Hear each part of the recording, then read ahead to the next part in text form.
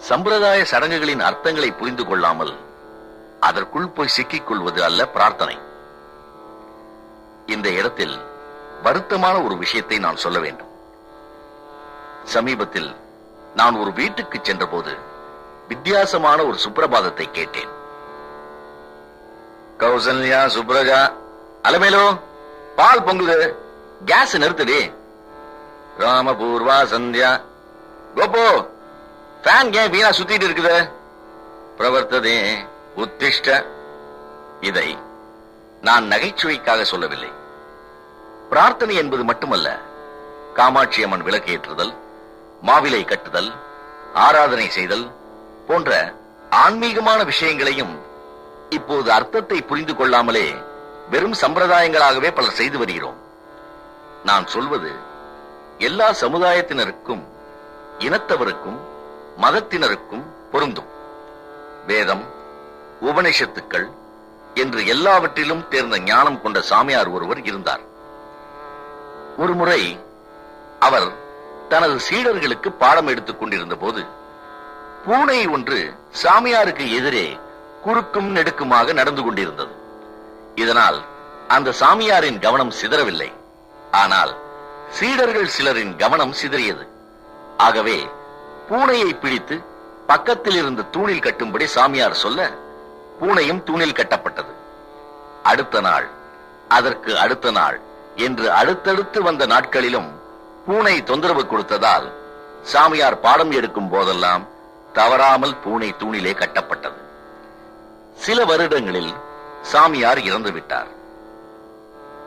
சீடர் ஒருவர் அந்த ஆசிரமத்தின் புதிய சாமியாரானார். அவர் சீடர்களுக்கு பாடம் எடுக்கும் போதும் பூனை தவறாமல் தூணில் கட்டப்பட்டது. சில மாதங்களில் அந்த பூனையும் இறந்து விட்டது. அடுத்த நாள் பாடம் எடுப்பதற்காக வந்த அந்த சாமியார், பாடம் எடுக்கும் போது தூணிலே ஒரு பூனை கட்டப்பட வேண்டும் என்று தெரியாதா? உடனே போய் ஒரு புதிய பூனையை பிடித்து வந்து தூணில் கட்டுங்கள் என்று சீடர்களுக்கு கட்டளையிட்டார். சில பேர் கிருஷ்ண பக்தர்கள் என்று தங்களை சொல்லிக் கொள்வார்கள். கிருஷ்ணன் என்பது யார்? மகிழ்ச்சி, உவகை, ஆனந்தம், கொண்டாட்டம் என்று எல்லாம் சேர்ந்தவன் தானே கிருஷ்ணன். ஆனால் கிருஷ்ண பக்தர்கள் என்று சொல்லிக் கொள்ளும் பலர் என்ற முகத்துடன் சதா சோகமாக இருப்பதை நீங்களும் கூட பார்த்திருக்கலாம். ஒரு கட்டத்தில் அன்பும் அரவணைப்பும் போய் பக்தி என்பதே ஒரு முரட்டுத்தனமாக மாறிவிட்டது. உணர்ச்சிகளை மறந்துவிட்டு வெற்று வார்த்தைகளை மட்டுமே பிடித்துக் கொண்டு தொங்குவதால் தான் மதத்தின் பெயரால் இப்போது கலவரங்கள் நடக்கின்றன.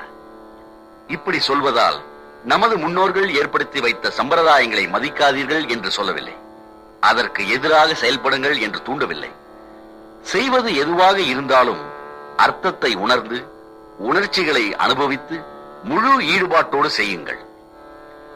சிலர் என்னிடம் வந்து, என் வீட்டில் தனி பூஜை அறை இல்லை, பக்கத்தில் டமார் டமார் என்று சத்தம் ஏற்படுத்திக் கொண்டிருக்கும் தொழிற்சாலை இருக்கிறது, சதா குழந்தைகள் அழுது கொண்டே இருக்கின்றன, மனைவி நை நை என்று நச்சரித்துக் கொண்டே இருக்கிறாள், அதனால் பிரார்த்தனை செய்ய என்னால் முடியவில்லை என்று சொல்கிறார்கள்.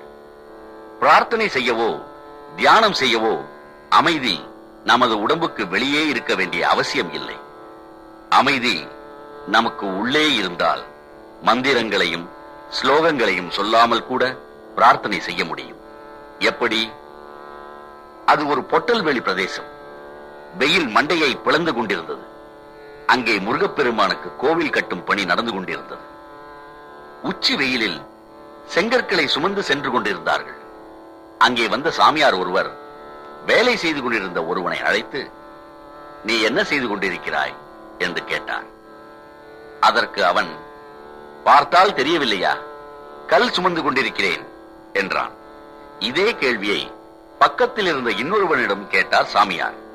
அதற்கு இரண்டாம் அவன், நான் என் குடும்பத்துக்கான உணவை சம்பாதித்துக் கொண்டிருக்கிறேன் என்றான். சாமியார் இன்னொருவனிடமும் நீ என்ன செய்து கொண்டிருக்கிறாய் என்ற அதே கேள்வியை கேட்டார். அதற்கு மூன்றாம் அவன், நான் தெய்வத்துக்கு கோயில் கட்டும் புண்ணிய காரியத்தை செய்து கொண்டிருக்கிறேன் என்றான். நம் எல்லோருக்குமே கோயில் கட்டும் வேலை கிடைத்து விடாது. ஆனால் செய்யும் வேலை எதுவானாலும் கோயில் கட்டும் வேலையை போல முழு ஈடுபாட்டுடன் லயித்து செய்தால் அதுவே சிறந்த பிரார்த்தனைதான்.